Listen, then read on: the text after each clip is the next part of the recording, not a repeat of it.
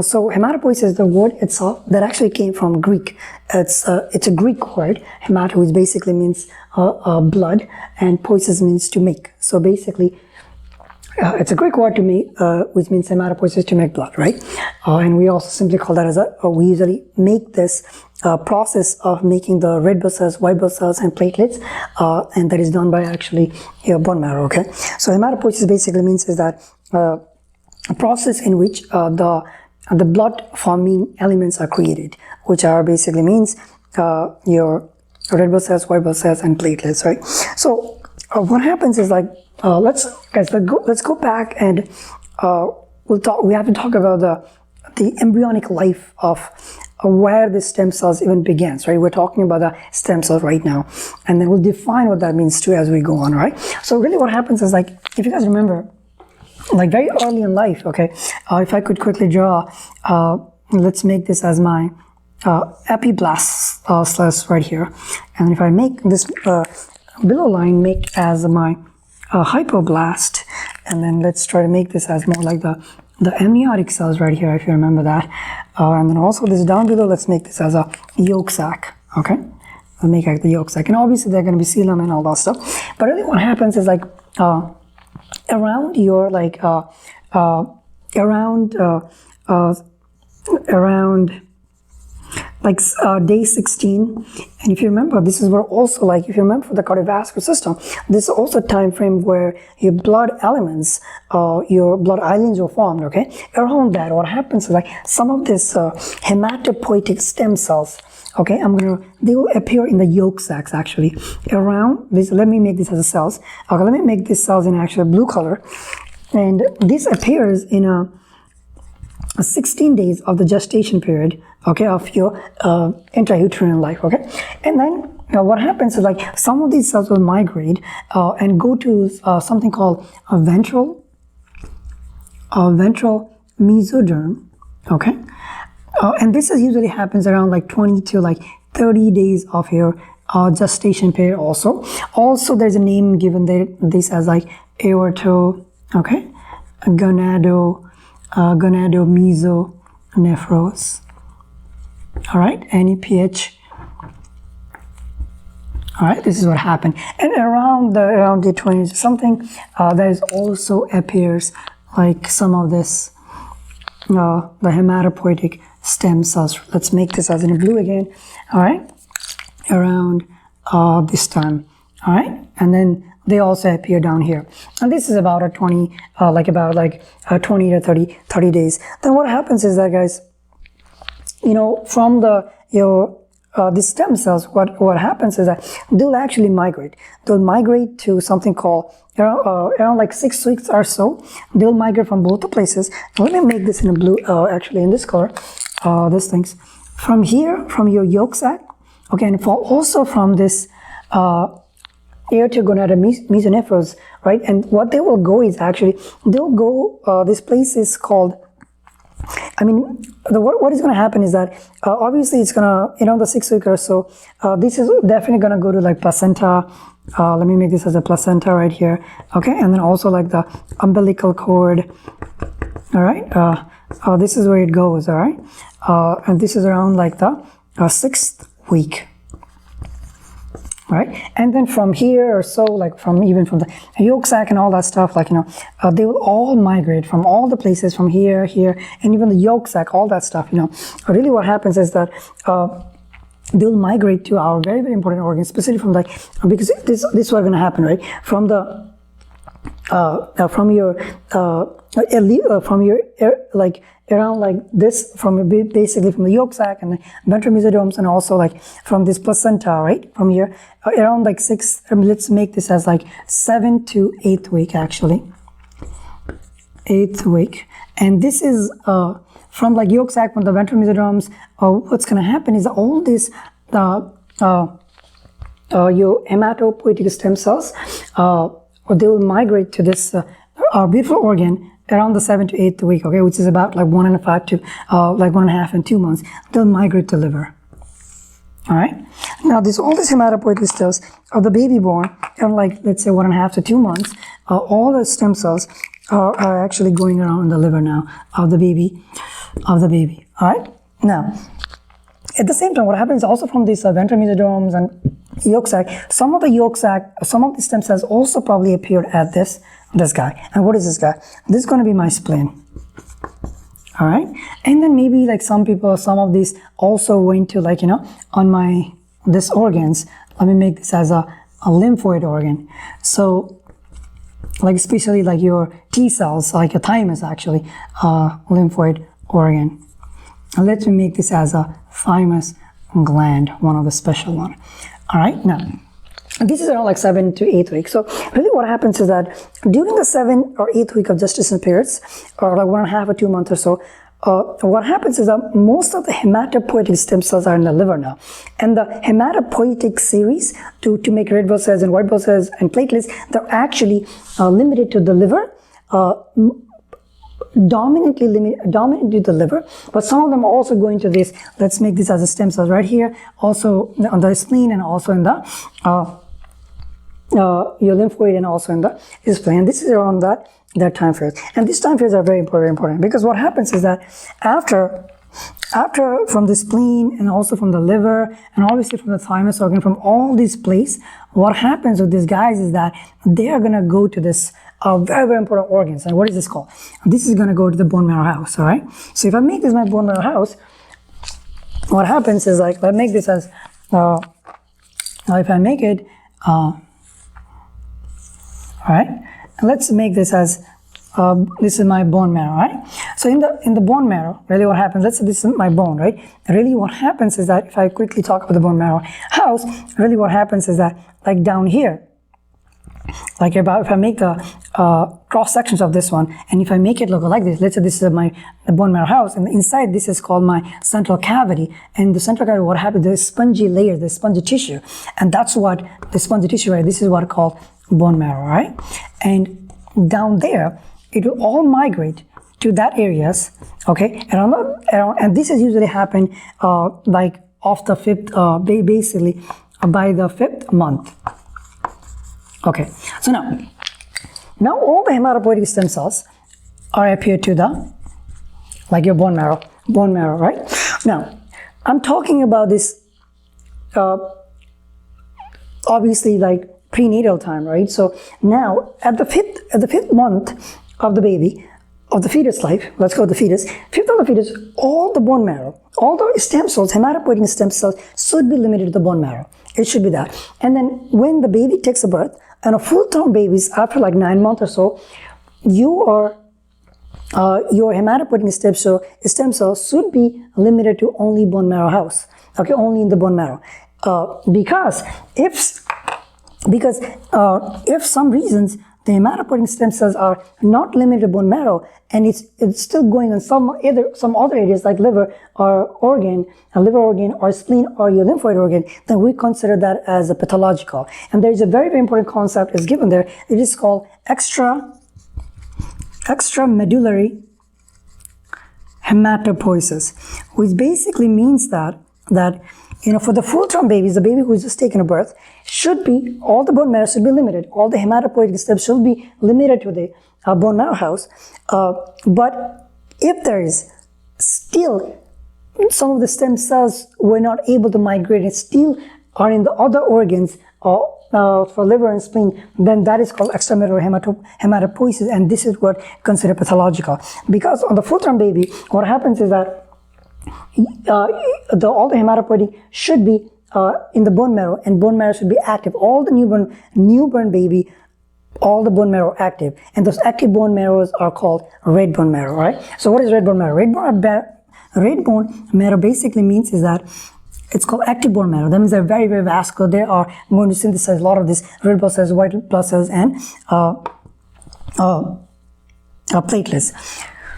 There's also concept of yellow bone marrow. Yeah, yellow bone marrow basically means inactive bone marrow, which basically means is that the reason why it's called yellow is because as we age, what happens is that there's gonna be a lot of like fats like a deposit, right? So because of that, they will consider be yellow and they will be inactive bone. But normally all the red bone marrows are active and they will be always synthesize red blood cells, white blood cells, and platelets. But which means that they'll be limited to like some part of the body, and as we go, we'll talk about it. But yellow bone marrow also have one important feature, which is that if there is a severe hemolysis, there's severe destructions of, like, let's say red blood cells, white blood cells, like maybe some conditions like aplastic anemia or so, then what happens is that now the yellow bone marrow do have tendency to actually convert into red bone marrow and actually start synthesizing or helping to make red blood cells, white blood cells, and platelets. Okay, that's what I want to emphasize on. Now, so far we've been talking about the stem cells, right? But we haven't defined what are stem cells, right? So the stem cells, like, let me make this stem cells right here. So stem cells has a unique property. What is the property? Let's make these as stem cells, right? And then with the stem cells, what happens is that stem cells can actually, when they divide, it can divide into its own property, and also it can divide into progeny, meaning a daughter cells, a different one. It can give it to let's say this is a different cell, okay? So this could be, so when it divides, it is maintaining its own populations, it's making a clone out of its own, and also is giving rise to something else. This is called asymmetrical way of doing, asymmetrical way of dividing, okay? And this progeny cell, let's say this is stem cells, obviously, this can also give rise to two different, either it can different progeny cells, it can give you two different progeny cells, and we call them daughter cells, or this is a symmetrical way of dividing. Or let's make this a skin cell, this stem cells, and it can give, again, look, it can give its own, maintain its own property, and at the same time it can give rise to progeny cells, right? So basically this phenomena, when it can make its own populations and give rise to like other different types of cells, we call them the property as like asymmetrical way of property. And also stem cells has a unique property, which is a self-renewal, okay? Because stem cell are specialized cells which can proliferate by certain type of stimulation, certain type of growth factors, and we'll talk about what those growth factors and all that stuff too. And then growth factors, and they can actually differentiate some other cells also while maintaining his own cell, right? That's something that you have to know about the stem cells, and these are very, very important for us, because what happens is that as we grow, these stem cells are only limited to do like certain parts of our body. Like, for example, like I'm talking about active bone marrow. So whenever, like when the baby borns, all the bone marrows are active. Okay, all the bone marrow. And as the baby age, really what happens is that if I could make it make it more in a, let's make this in a diagram actually.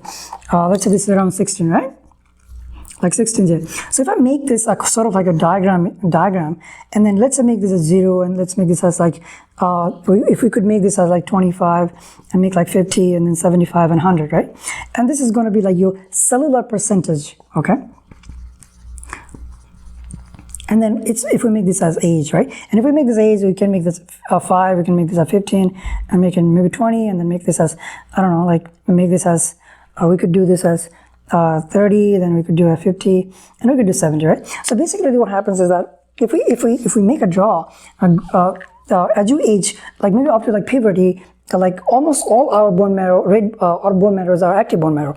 But then later what happens is, because of fats, what's going to happen is that there's only limited to some parts of some parts of our body, right? One of the key is like you're going to be your vertebra, okay? This is going to be like active for like almost like till you die actually. That's going to be my vertebra. This is going to be vertebra.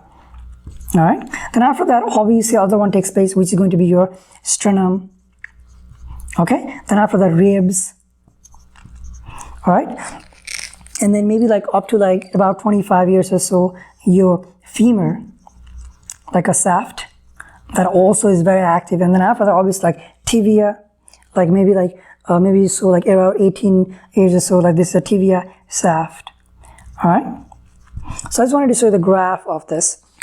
So these are like, and this represent obviously like your age and years, right? So these are very, very important, because remember, like your bone marrows are very, very important for like synthesizing this your erythrocytes, red blood cells, platelets, and also your white blood cells. And these are the places. These are like axial membranous bone where the bone marrows are going to be active, or you can say this is a red bone marrow. All right. Now, whenever like some of the concept I wanted to emphasize here is like, when the cell needs to proliferate, right? This we talk about stem cells. Obviously, they always need like certain factors. Like they wouldn't be able to just like multiply by its own. Like they would always require, like for example, like stem cells. In order for the stem cells to proliferate, right, they would need like certain types of hormones. These are soluble factors. Like if you want to make red blood cells, they would require like erythropoietin or some of the hormones like like stromal derived factor number 1, like stromal. What is stromal? Stromal basically is like, let me quickly talk about that too. What happens is that in your bone marrow, what happens is that it's specific different types of cells. Let's make this as in red. What happens is they have like this specific type of cells. These are called stromal cells, okay? Stromal cells. And then the stromal cells are very, very important because these stromal cells concentrate different types of growth factors. Like for example, I'll write SDF1. What is this? Stromal derived factor number 1. These are one of the growth factors. Or they also call them a CXCL12, which is a cytokine factors, right? And they also have so something like interleukin number 3 or stem cell factors. All right. Now, these are some of like the growth factor that is actually important for this cell to proliferate. And also there's also other one called c-KIT ligand. These are some of the factors, growth factors. Let's say these stromal cells will actually, what it does, it will concentrate those factors, and it will because of that, what happens is that whenever the hematopoietic stem cells comes in here, they'll anchor with this. Anchor with the stromal cells, and these stromal cells will provide all these like growth factors, even like erythropoietin for the red blood cells, thrombopoietin for like your megakaryocytes, which is going to be platelets. So they will, or granular, or you can say granular mono colonally stimulating factors, which is basically means like to make like your leukocytes. White blood cells, right? So they will concentrate all these different type of factors, and we need these factors, or growth factors, and nutrients in order for the stem cells to actually proliferate and grow. And it is very, very important actually for the stem cell to maintain that, because if some reasons, what happens is that if we don't have this growth factor, they would not able to proliferate and all. And one of the unique properties of it, if I could just let you guys know, like this bone marrow, they work in such a dynamic process. They can able to make like 200 billion red blood cells, about 100 billion platelets, and maybe about like 60 billions like neutrophils. Okay, and also one of the factors that you should know about the bone marrow is like, bone marrows are not always like dividing or multiplying, They normally like to spend most of the time in this resting state. They like to spend the resting state. And they refer to these as a quiescence, like you have called QUIES, C and C, quiescence, or which basically means inability or awaking to divide. Awaking to divide, all right? So this is basically, it's called awaking, KENING. Okay, so it's called quiescence, which basically means is that it's in the resting states, right? Awaking to divide, and they normally like to stay in this state. Okay, and with certain type of stimulating factors and growth factor, they would actually they'll multiply, and they'll provide all those the blood formed element cells for us. And also it's important for these guys to actually stay in this thing in resting state, because quiescence or like resting state, actually what it does is that it helps to maintain the multipotent state.